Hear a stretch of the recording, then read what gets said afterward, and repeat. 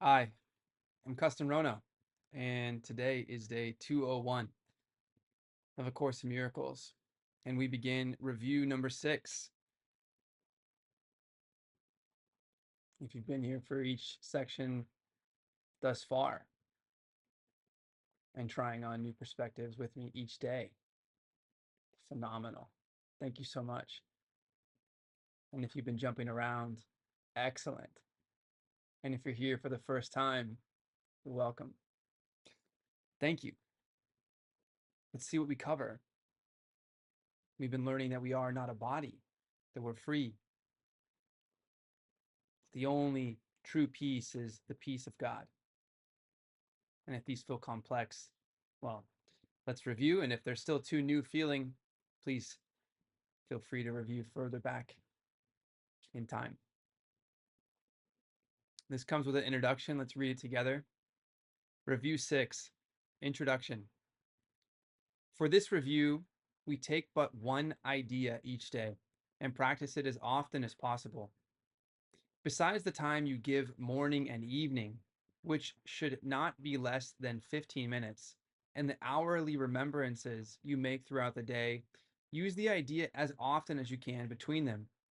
Each of these ideas alone would be sufficient for salvation if it were learned truly. Each would be enough to give release to you and to the world from every form of bondage and invite the memory of God to come again. Okay, so these are daily meditations. Before you go to sleep, when you hear one of these ideas, you're going to meditate on it for at least 15 minutes. I admit, frequently, often, regularly, I am not sitting in isolation with these ideas. I do remind myself of them before I sleep and when I wake up, and even throughout the night when I wake. And as often as I remember in waking hours during the day, I attempt to remind myself. And in that way, I feel grateful and some grace for myself that I'm regularly trying these ideas on. And when I feel something inflammatory, I ask myself, what have I learned? What am I focusing on? What was that mantra for the day? This, I tell you, is at least what I've been doing and what I want to encourage myself to try more and more, to see the value in it, and just to take the step for the sake of taking the step is to seat myself and do these meditations and create a practice where I may notice something different by physically slowing down and arriving in a location to ponder deeper within myself. What I have been discovering is that we have some higher self, some other self, some inner self, and we imagine that is within ourselves. And we reach this through patience and grace and forgiveness and gratitude. And something about that allows us to insert questions, theories to run about what we're doing in space and time and how we've been using these measurements and other measurements in the world to see different things as valuable. And somewhere in here, we discover something about timelessness. We discover something about ourselves, our conscious selves, not being bound by the same rules that we imagine we're constantly bound by. That there's something different about innately what we are that offers us a window of curiosity into whatever timelessness is. I mean, if perfect happiness and perfect peace existed, if joy was an expression of sharing the perfection of God and the gift of forgiveness in the physical world, and we were setting aside ideas of good and bad, what? Good and bad. We want to be good, right? We want happy ideas, of course. But there's something about this idea of equanimity in all things, them being pulses of sensation, that allows us to consider we are assigning the value, the shape to any one item around us. And if we remove that idea, which is coming from this sliver of time that we've been creating experience since we've been young, we open up the door to say, well, maybe a timeless perspective to which we somehow have access, even if we can't put it into words right now, is offering us a fuller picture. Thus, we get plugged in to fullness. And fullness as an idea must be without lack.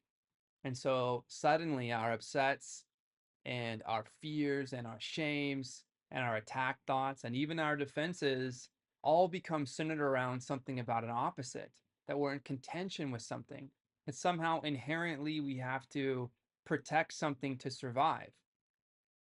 And of course, as we focus on this material and fearful idea, we begin praising fear as the thing that keeps us safe. It starts to take us down an insane path where we imagine that being upset or angry, uh, closed off, anything is somehow peaceful.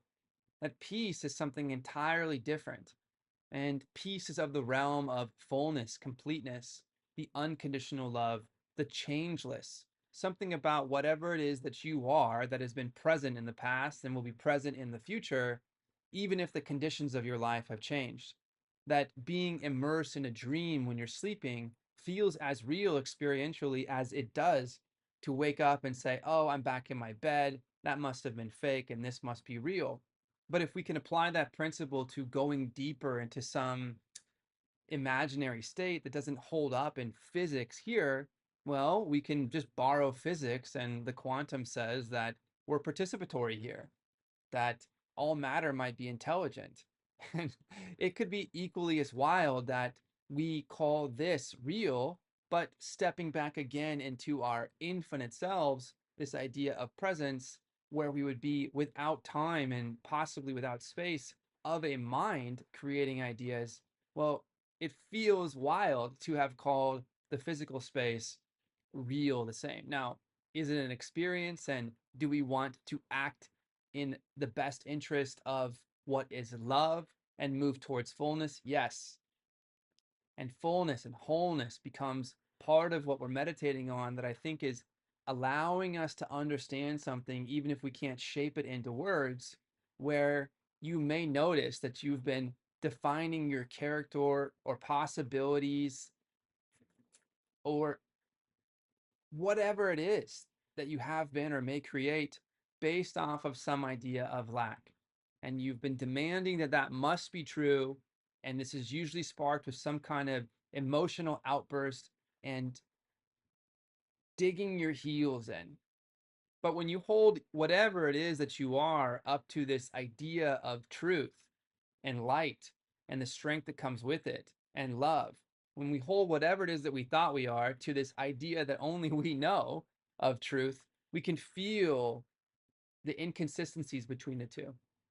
And if what we're attempting to do is say, whatever it is that I am, holding it up to the mirror of truth, calling that the truth because it matches our own vibration, sensation of whatever the truth and wholeness must be, then that removes the truth from whatever it is that we were demanding exist, and what's left over, everything lacking the truth. And this is what we're visiting, everything lacking. Because in here is just our cloud of emotion that we're demanding must be true. It's our insistence and our allegiance to live with the ego, living in a fearful state, therefore only being able to cast fear. Afraid of what? What could you possibly be afraid of feeling? How is feeling ever going to disturb truly whatever it is that you are?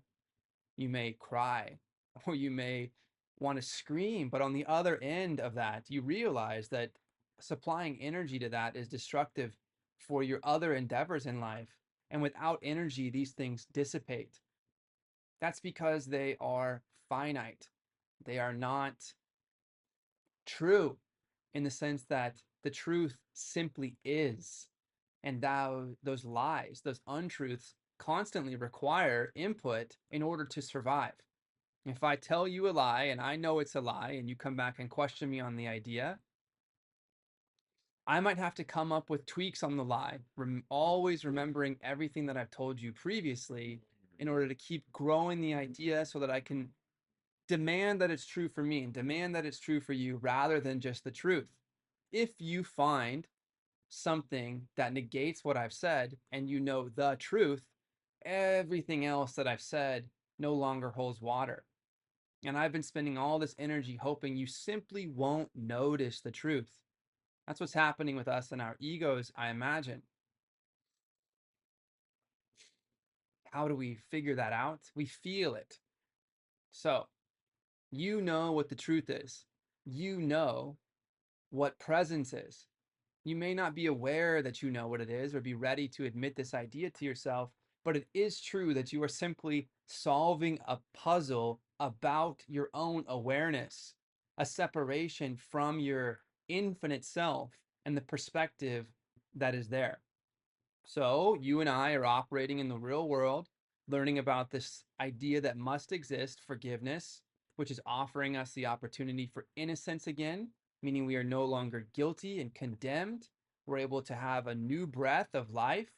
And in our humility for being accepted, for the opportunity to know beauty and love again, despite all the ways that we have considered ourselves guilty and sinful, we now can move forward with gratitude and say, wow, I really know what forgiveness is. I've received this miracle of forgiveness. I've recognized it for myself.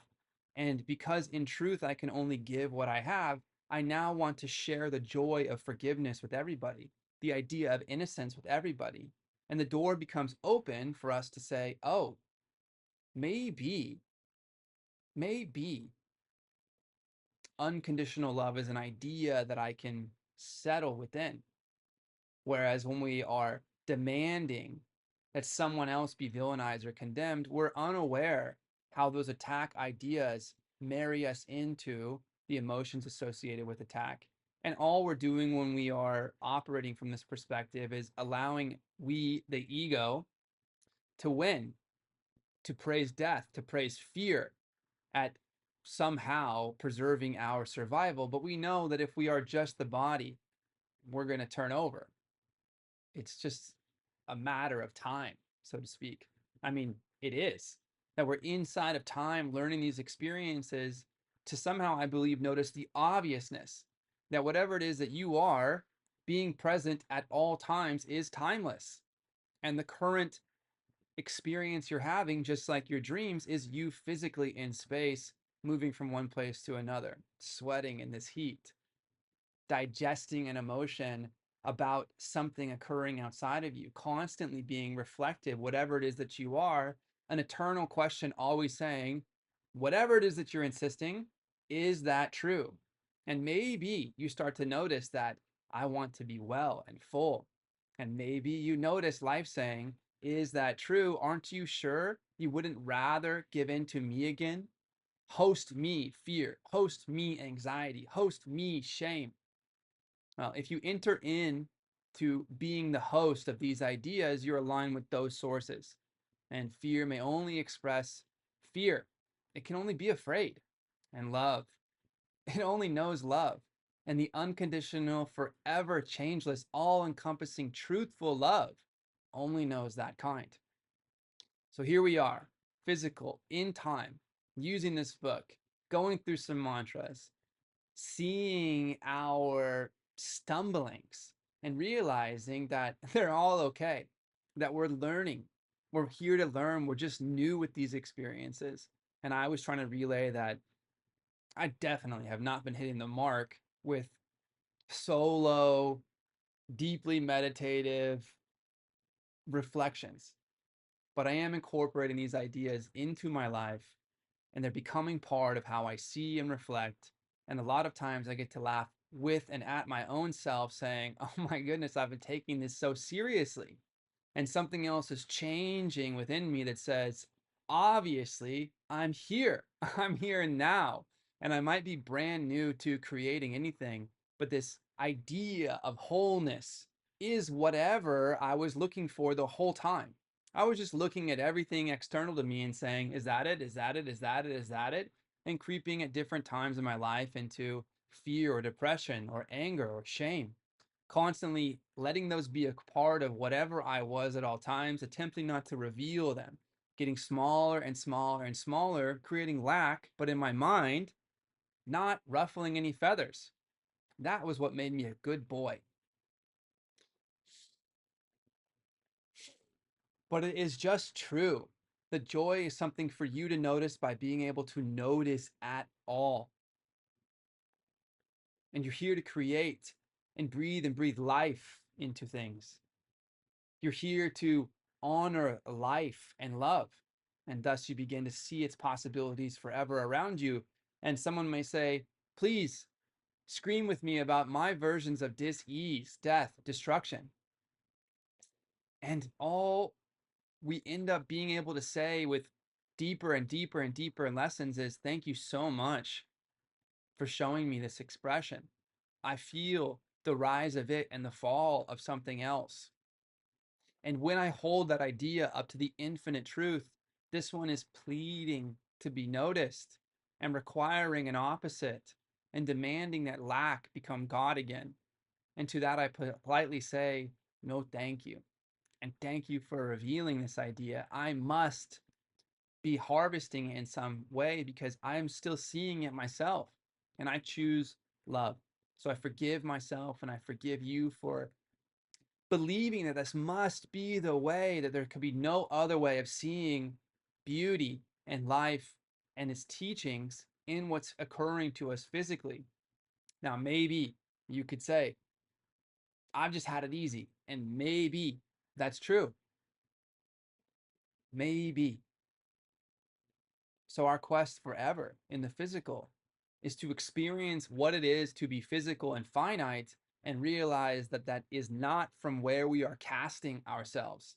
That this is an experience like a dream, but real. We're not here to abuse any part of it. We're here to offer the infinite peace, this infinite light, this infinite joy, and its opportunity to be noticed by simply seeing forgiveness as our function here in the physical. I forgive myself for demanding that I knew best. I forgive myself for praising idols external to my infinite self and whatever creator is allowing me to exist in perfect peace and perfect safety, which must be unlike anything I've experienced so far. How could that be possible? Perhaps I am my mind in God's mind, absolutely all encompassing, complete, whole, and unconditional. And this is what allows me to endure any experience for its lessons, including dis-ease, destruction, and death. I don't need to create them because I honor the wholeness of life. And through any experience, we may simply say to that which is an untruth, which requires constant energy and an opposite, we begin to notice with more and more ease, it is not so. It is not so. Because the truth, as it stands, once you know what it is and you know what the idea of the truth is in order to notice its reflection, the truth simply is. So we are aligning ourselves with the truth. This is becoming our foundation. We are learning how to create because we are new and we are unafraid. We are assured that creating in truth is creating in truth. And we know for sure that even though we hear the whispers in the wind of just commit to lack with me, commit to attack with me, commit to fear with me, bunker yourself in and find an opposite that you can point the finger at so that you are saved, is really a recipe for us living in the name of death, not life. All right, so here we are, physical, aimless, not remembering. And through the processes in this book, we're slowly trying on ideas of seeing differently and seeing if they offer us more value and truth. And we are learning that possibly the one underlying idea for ourselves that's causing all of our problems is separation from our true selves. What the heck does that even mean? That is something that you will need to explore for yourself. But as you try it on, you will learn. And as you learn, you will be sharing it. And as you're sharing it and seeing it for yourself, it becomes real and an opportunity for everyone else to notice. If all you believe is in your sickness and avoidance of death and your depravity and all the destruction around you, and you must scream about them, you're hoping for an external savior. Whoever external to you can save you in your own mind from feeling your way through your upsets and realizing that this is just a cloud of energetic emotion, attempting, pleading for you to believe that the untruth can be the truth. And as we cry our way through those experiences, we start to notice that we have more lightness in ourselves when we're not breathing through those things at all times. And on the other side of it, seeing that it wasn't so deep after all, that it must be an illusion because it's tied to the past, it's tied to the future. Those are not here now, just you presently are. You begin to notice breaths of fresh air, and you can see for yourself that the way you were imagining life is not true. And thus, you are discovering forgiveness for yourself if you're willing to let it go and notice what else might be there instead. Here we step towards this infinite joy. And here you now know something that you could not know before, even if you cannot put it to words. And this is the way that you give the miracles you have received. You now offer that to everyone around you. And if it is not true that you are a body only, but you are a mind, then there are other qualities and capacities that you have that are beyond your physical self just by pure design of what you are. And so here we want to wake up in this idea of this dream. How far reaching can you reach? I feel the answer is infinite. Can you love infinitely? Offer peace infinitely? And are you willing to see your time in time and space as the experiential opportunity to continually notice the reflections of the state of the world as your state of being? And as you notice more patience and appreciation, gratitude and grace for how you have seen the world, you find something else within you. And possibly the state of your mind, since you had just been attached to feelings anyways, when you're open to feeling those, the state of your mind becomes the cause of the state of your experience. And now we have access to the root cause. So you find your inner self in these quiet meditations, you try these ideas on. Each of these ideas alone would be sufficient for salvation if it were learned truly. We sit with this idea and we find our inner selves. Whatever. Your inner self in its infinite perspective, timeless and spaceless, non-material, cannot be like anything that you experience here, which must turn over. You are infinite and eternal in this mind's perspective. Why? You are always present. Ideas of past and future, before and after, don't exist in the timelessness that you are. And when you notice yourself in that self, and then you rebuild what you must call real, that you cannot escape, this book, this computer, this table, because we still insisted on existing. And in some ways, it's wonderful fun for it to exist, to love in slow motion, to live in slow motion, to feel, to die, to share, to make children, to eat, to farm, to have pets, to laugh, to build,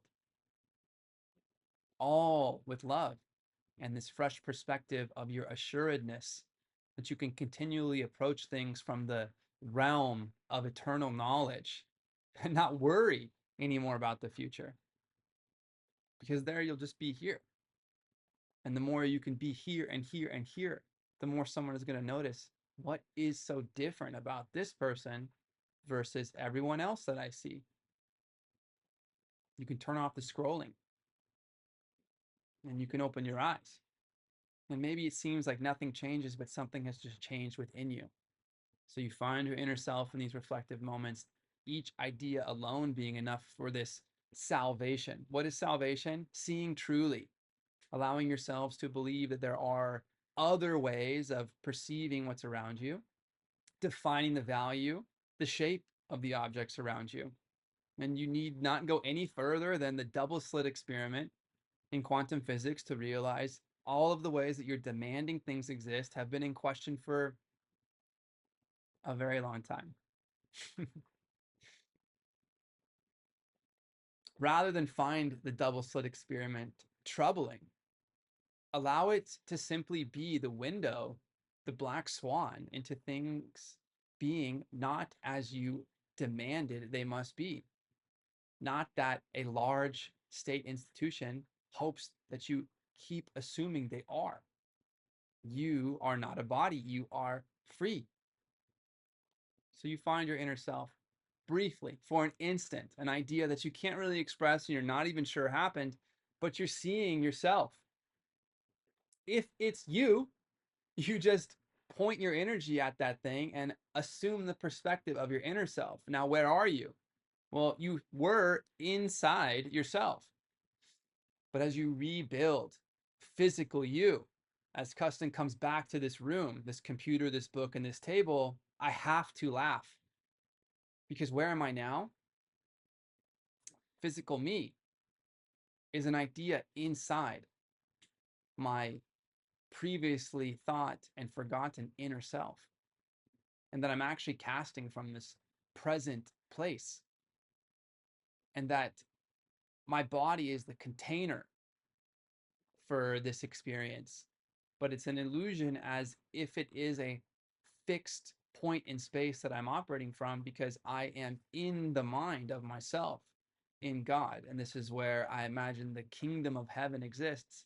On earth, it's just you, true you, true you.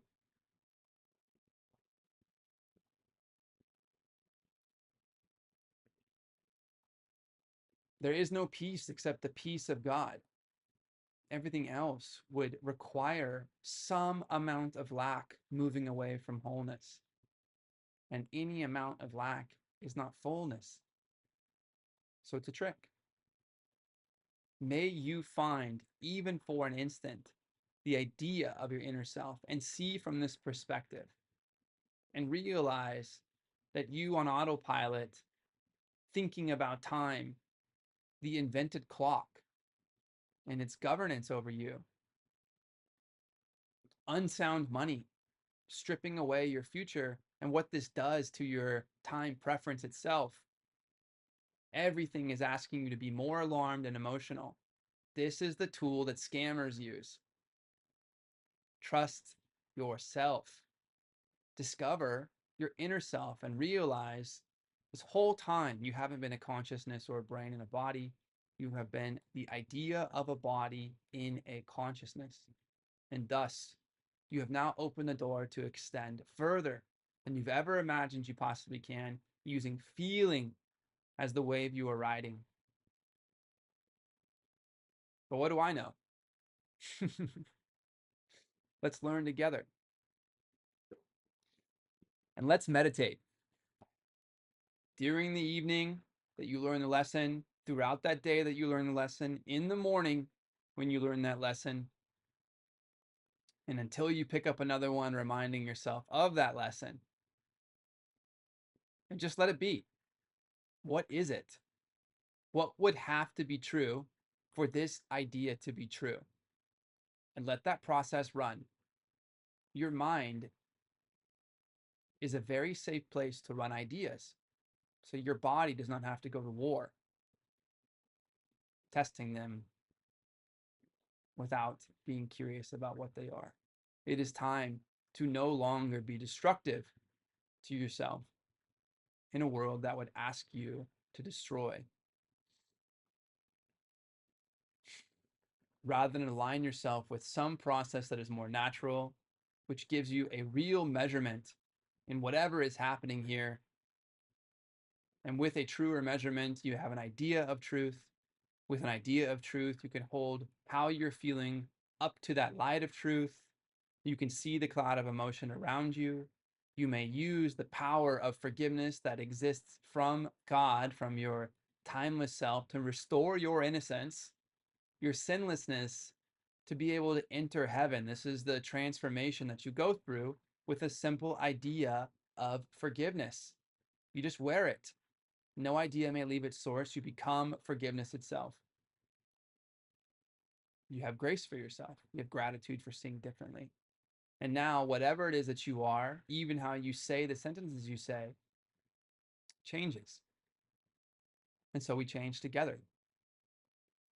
And so you offer the truth to other people. And you no longer spread this dis-ease as you become aware.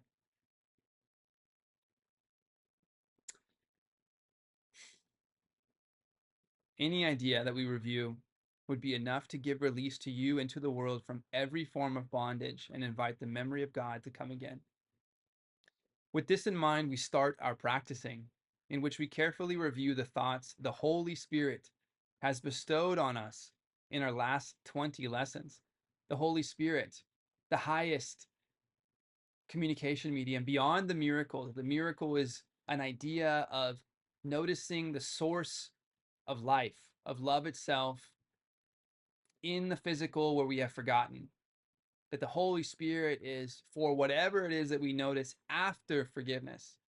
That is, seeing truth for truth, an illusion for illusion, and aligning ourselves with the truth, as simple as that. And now we are seeing as Christ sees, not as a body, but as the idea of underlying life worth celebration for its perfection and its infinite existence. Now you're in the realm of mind and God. Each of the past 20 lessons contains the whole curriculum if understood, practiced, accepted, and applied to all the seeming happenings throughout the day. One is enough. But from that one, these must be no exceptions made. There must be no exceptions made. And so we need to use them all and let them blend as one, as each contributes to the whole we learn. These practice sessions, like our last review, are centered around a central theme with which we start and end each lesson. It is this: I am not a body. I am free, for I am still as God created me. Let's say this together. Please repeat after me. I am not a body. I am free, for I am still as God created me. Again, I am not a body. I am free, for I am still as God created me.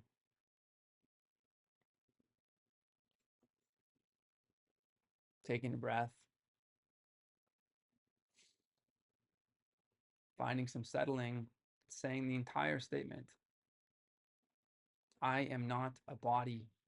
I am free, for I am still as God created me.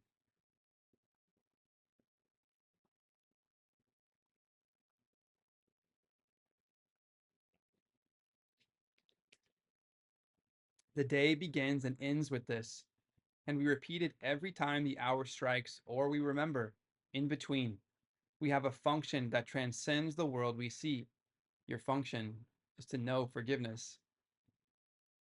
Beyond this, and a repetition of the special thought we practice for the day, no form of exercise is urged except a deep relinquishment of everything that clutters up the mind and makes it deaf to reason, sanity, and simple truth. Simple truth. Let it be simple. Let it be easier than you imagined. The reflection is simple. Your insistence that anything other than wholeness is whole is insane. We will attempt to get beyond all words and special forms of practicing for this review, for we attempt this time to reach a quickened pace along a shorter path to the serenity and peace of God. We merely close our eyes and then forget all that we thought we knew and understood. Just close your eyes and forget everything that you knew. No, but really do this. Whatever it is that you are attempting to discover about seeing differently must, by definition, be different than however you have been seeing. And you're here to see differently. So forget what you've known. And if you can't forget everything, invite the idea that you're in a totally new realm. That when you begin to define things by past or by structure or by time, that this cannot be it. And just say thank you and let it slide away. We merely close our eyes and then forget all that we thought we knew and understood. For thus is freedom given us from all we did not know and failed to understand. Thus is freedom given us from all we did not know and failed to understand. It's okay. We're new. It's not hard. It's new. It's not new, of course. Your infinite self sees all of this and is joyously, patiently, infinitely waiting with changeless, unconditional love and offerings through communication beyond the idea of physical space time or the way we categorize them with words.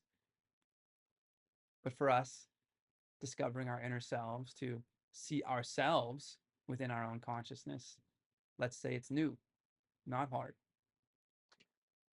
There is but one exception to this lack of structuring. Permit no idle thought to go unchallenged. If you notice one, deny its hold and hasten to assure your mind that this is not what it would have.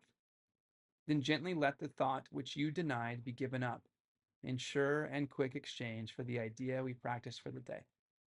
If you find inflammatory ideas, attacks, or upsets, fears, it is not so. I am not a body. I am free, for I am still as God created me. And then repeat today's idea. And let this be true. You can hold your attack and upset and this idea up to the light of infinite truth and ask yourself which one is true. When you are tempted, hasten to proclaim your freedom from temptation as you say, this thought I do not want. I choose instead blank. So, this thought, whatever weight you're having, this thought I do not want. I choose instead blank. I love the idea of I want, I choose, I love. I don't want, I hate it when. Challenge yourself. I want blank. I choose blank. I love to blank. And see what happens as you were first going to announce the temptation of this darker idea. Don't you hate it when asking someone else to align with you on what you don't like, to focus your energy on darkness? When you flip that to say, don't you want, what do you choose? What is it that you love more than you proclaim loving this?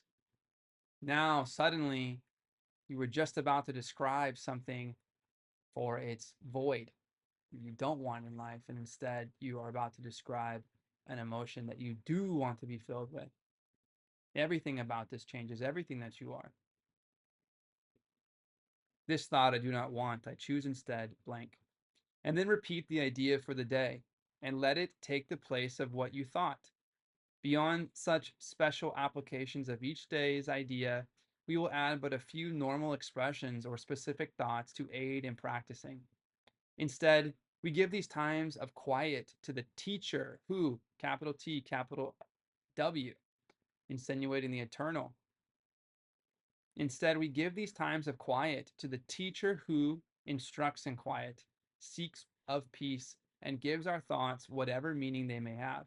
So remember, we've closed our eyes and we'll just say directly, we merely close our eyes and then forget all that we thought we knew and understood. We give these times of quiet to the teacher who instructs in quiet, speaks of peace, and gives our thoughts whatever meaning they may have. Let whatever it is that you notice in truth define whatever it is that you are curious about, and know that you cannot classify it in any traditionally physical sense in time and space through which you've been seeing life. Instead, we see life through our eternal holiness instead. And there is another voice that speaks to you about these ideas. To him, I offer this review for you. I place you in his charge and let him teach you what to do and say and think each time you turn to him. He will not fail to be available to you each time you call to him to help you. Let us offer him the whole review we now begin, and let us also not forget to whom it has been given as we practice day by day, advancing toward the goal he set for us, allowing him to teach us how to go, and trusting him completely for the way each practice period can be can best become a loving gift of freedom to the world. And every time you settle, or on each hour, and you decide to feel and repeat an idea, this is a loving gift of freedom to the world. I am not a body. I am free, for I am still as God created me. Okay.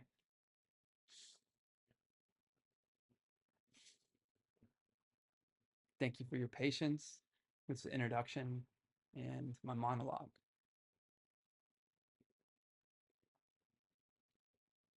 Lesson 201. Please repeat after me. I am not a body. I am free, for I am still as God created me.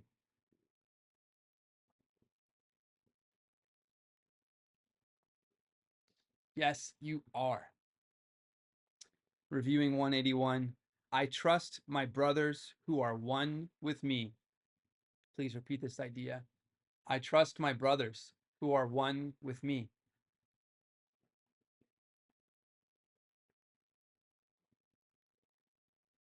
No one but is my brother. I am blessed with openness, with the universe and God, my Father, one creator of the whole that is myself, forever one with me. No one but is my brother.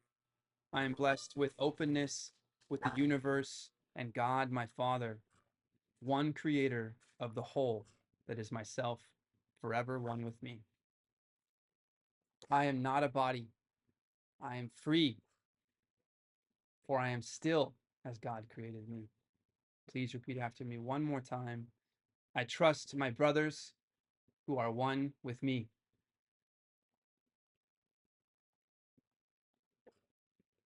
I trust you, my brother, who are one with me. I trust you. Tonight, each hour you remember tomorrow morning, please sit, try on the idea with patience. This is the idea you choose to know.